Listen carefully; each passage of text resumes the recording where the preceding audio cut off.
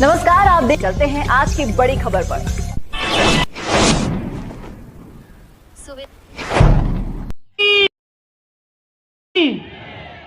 न्याय दो, न्याय दो, न्याय दो, न्याय दो।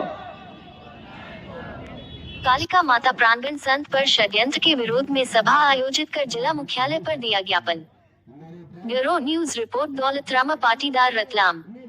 संत पर षड्यंत्रकारी नीति के चलते और लंगड़े तथा बहरे कानून के विरोध में भक्तों ने कालिका माता मंदिर उद्यान में प्रार्थना सभा की जिलाधीश मोदी को रैली निकालकर हजारों की तादाद में पहुंचकर ज्ञापन दिया।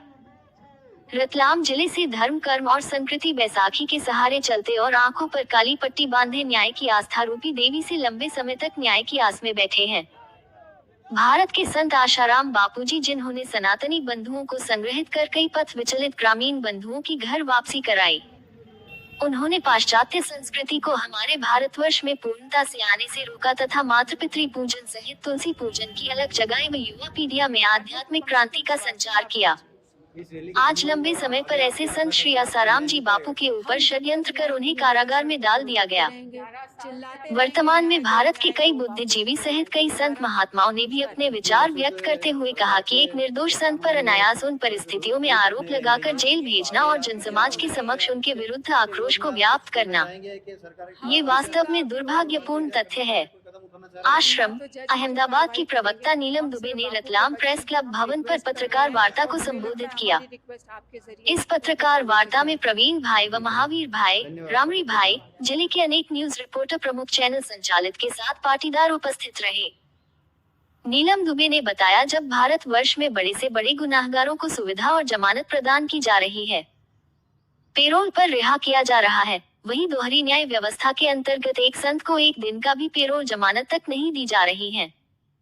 वर्तमान में संत श्री आसाराम जी बापू के स्वास्थ्य खराब होने के चलते, जिन्होंने अपने पूरे जीवन काल में आयुर्वेद का प्रचार किया और आयुर्वेद की दवा को ही स्वीकार करते हैं, वहीं उन्हें आयुर्वेदिक दवा से वंचित रखा जा रहा है, जिसके चलते दिन प्रतिदिन उनके स्वास्थ्य में गिरावट देखी जा रही है। इसी विषय को लेकर देश भर से न्यायपालिका और सरकार का ध्यान आकर्षित किया जा कर प्रार्थना सभा का आयोजन किया गया। स्थानीय कालिका माता उद्यान रतलाम में आयोजित वृहद प्रार्थना सभा में संत श्री आशाराम जी बापू के उत्तम स्वास्थ्य व जल्द रिहाई हेतु सामूहिक हनुमान चालीसा का पाठ किया गया। कार्यक्रम के शुभारंभ के अवसर पर दीप प्रज्वलन किया गया। प्रार्थना साथ में महापौर प्रहलाद पटेल ने सभी साधकों से शांति पूर्वक एकत्रित होकर प्रार्थना सहित बापू जी की शीघ्र रिहाई हेतु न्याय प्रणाली से अनुरोध की बात कही। वहीं दंडी स्वामी आत्मानंद जी सरस्वती ने पूज्य बापू जी के पूर्व के संस्कारवान व ग्रामीण अंचलों में किए गए सकारात्मक कार्यों को विस्तार पूर्वक बतलाया। उदासीन अखाड़े की 1008 राजराजेश्वरी देवी ने भी पूज्य बापू जी के अनन्य संस्कारित धार्मिक कल्याणकारी कार्यों को बतलाया। इस प्रार्थना सभा में महर्षि संजय शिवानंद जी सरस्वती, बर्फानी महाराज, मुन्ना लाल जी शर्मा, पंचेर आश्रम से प्रवीण भाई, महावीर सिंह आदि मंचासीन थे।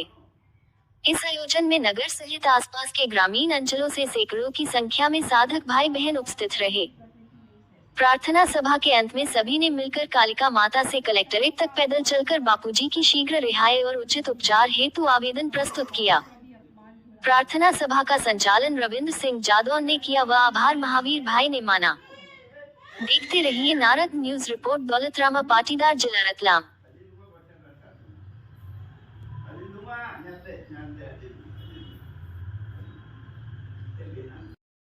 से ही एक कृष्ण आएगा जो बापू को जेल से रिहा करेगा।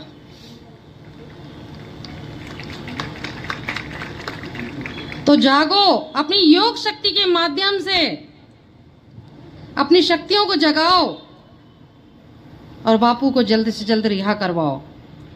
ना उन्हें ठीक से इलाज दिया जा रहा है, ना उनके रहने की व्यवस्था है, ना भक्तों से मिलने दिया जा रहा है। कोई भी भक्त अगर उनसे मिलने जाए तो नए नए इल्जाम लगाए जाते हैं। सबको पता है कि जो लांछन उनके ऊपर लगे हैं, जो अपराध की कायमी उनके ऊपर की गई है, वो उन्होंने किया ही नहीं है। और जब कोई अपराध उन्होंने नहीं किया तो किस अपराध की सज़ा उनको मिल रही है, ये आप सबको सुप्रीम कोर्ट से पूछना चाहिए। मेरे हिसाब से यहाँ बैठकर समय गंवाने से अच्छा है कि सबको दिल्ली जाना चाहिए, सुप्रीम कोर्ट को घेरना चाहिए और जज साहब से ही पूछना चाहिए कि आपने कौन से कानून में, कौन से सबूतों से और किन लोगों के कहने से उनको सज़ा दी है। हम देखते हैं कि उनके केस की जो एसपी साहब जांच कर रहे थे, उनका कहना था कि उनके ऊपर कोई 376 नहीं। जिस बालिका ने एफआईआर दर्ज करी उसकी मेडिकल रिपोर्ट में किसी तरह का कोई गलत कार्य उसके साथ नहीं हुआ, तो किस जुर्म की सजा उनको दी गई? किसी भी गवाह की हत्या गवाही देने के पहले की जाती है, अगर सामने वाले को गवाह से खतरा होता है। तो गवाही देने के बाद अगर किसी की हत्या हो रही है तो उसमें बापूजी का क्या दोष है? बापूजी को क्या लाभ उससे? गवाहों की हत्या गवाह देने के बाद षड्यंत्रकारियों ने करवाई ताकि अगली हेरिंग में कहीं वो गवाह बदल ना जाए। जो उनसे कहलवाया गया है वो उस बात से आगे जाके मुकर ना जाए। उनसे बोलने के बाद कोर्ट में उनकी गवाही के बाद उनको बाहर षड्यंत्रकारियों ने मारा और इल्जाम बापूजी के साधकों पे लगवाया।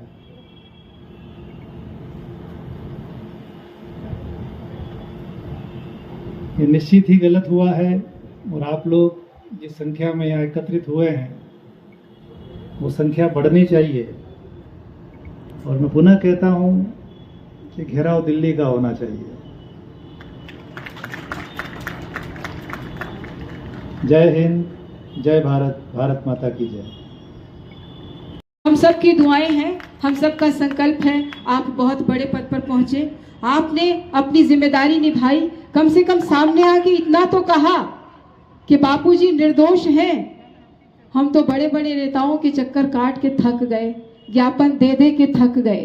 2013 से हमारे भाई बहन ज्ञापन पे ज्ञापन, ज्ञापन पे ज्ञापन, ज्ञापन पे ज्ञापन दिए जा रहे हैं। किसी के कानों पे जू ही नहीं रेंग रही। हमें तो ये भी लग रहा है कि ये लोग ज्ञापन पढ़ भी रहे हैं कि नहीं पढ़ रहे। हमारे कुछ भाई बहन दिल्ली के कैबिनेट मिनिस्टर से मिले। वो पहले एक छोटे से सांसद ही थे, गाजियाबाद में सत्संग में आए थे। ऐसे ही माइक पर 2 शब्द बापू के लिए बोल रहे थे। तारीफ में बहुत कुछ बोला उन्होंने और बदकिस्मती से मैंने ही उनका स्वागत किया था माइक लेकर के। मुझे अच्छा भी नहीं लग रहा था, लेकिन बापूजी का आदेश था कि इनका। लेकिन अब सच्चाई समझ में आ रही है, समाज जागृत हो रहा है और यह अंधकार निश्चित ही बहुत जल्दी दूर होने वाला है। मैं आमंत्रित करता हूं श्री मुन्ना लाल जी शर्मा साहब।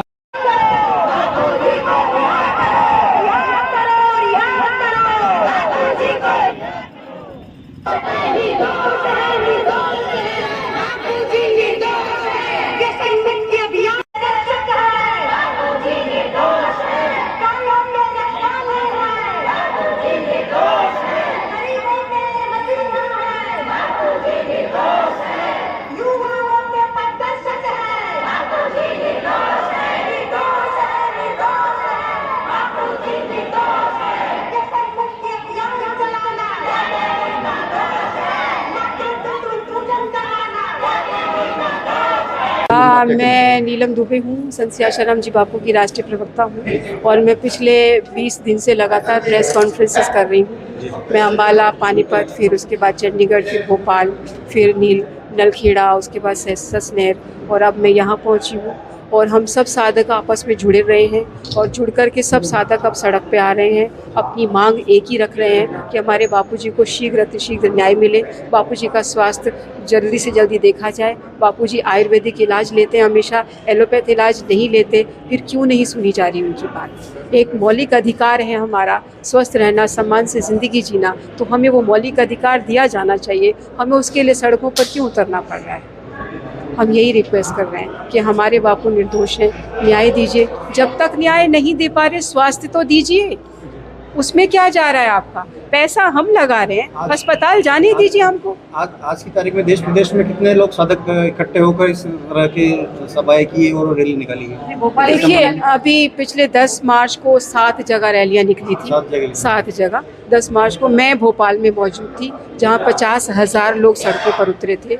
और उसी 10 मार्च को रायपुर में भी थी, उसी 10 मार्च को सूरत में भी था, उसके बाद लखनऊ में भी था, और राजनांदगांव में था, जयपुर में था, लगातार चलते आ रहा है। पानीपत में लगभग 6,000 लोग सड़कों पर उतरे थे, चंडीगढ़ में 15,000 से ज़्यादा लोग सड़कों पर उतरे थे, और यहाँ आप देख लो लगभग 2,000 के आसपास यहाँ भी भीड़ थी। सड़क पूरी की पूरी भरी हुई थी लोगों से। तो ये सब क्या मांग रहे हैं? मौलिक अधिकार मांग रहे हैं, जो कि संविधान में सबको दिया गया है। तो ये कैसा संविधान है, आप मान नहीं पा रहे? 11 साल में ना पेरोल, ना बेल, ना कुछ भी नहीं, कोई सुविधा नहीं। और दूसरी बात, जो हम पर आरोप लगा वो आरोप तय भी नहीं हुआ है, आरोप कहीं प्रूफ नहीं हुआ है। कहीं आरोप प्रूफ हो जाता तो हम मानते, प्रूफ भी नहीं हुआ। अब बीमार है तो कम से कम स्वास्थ्य लाभ दीजिए। इस रैली के संबंध में आगे आप क्या आशा करते हैं, आपको न्याय मिल पाएगा क्या? हम जब तक न्याय नहीं मिलेगा सड़कों पर उतरते रहेंगे, चिल्लाते रहेंगे, न्याय दो, बापूजी को न्याय दो, ये नारा गूंजता रहे। कितने वर्षों से सरकार के मतलब कानून में सर पे जूं तक नहीं रह रही है, तो आगे आपकी क्या इसके विरोध में आप कुछ कहना चाहेंगे कि सरकार के खिलाफ हम किसी का विरोध नहीं क्या करना चाहेंगे, कोई कदम उठाना चाह रहे हैं? हम ना तो जज हैं जो कार्रवाई करेंगे, हम सिर्फ बापू के बच्चे हैं। हम रिक्वेस्ट कर रहे हैं, और हमें लगता है हमारी रिक्वेस्ट आपके जरिए उनके कानों तक जाएगी। जी धन्यवाद, आपका बहुत बहुत धन्यवाद।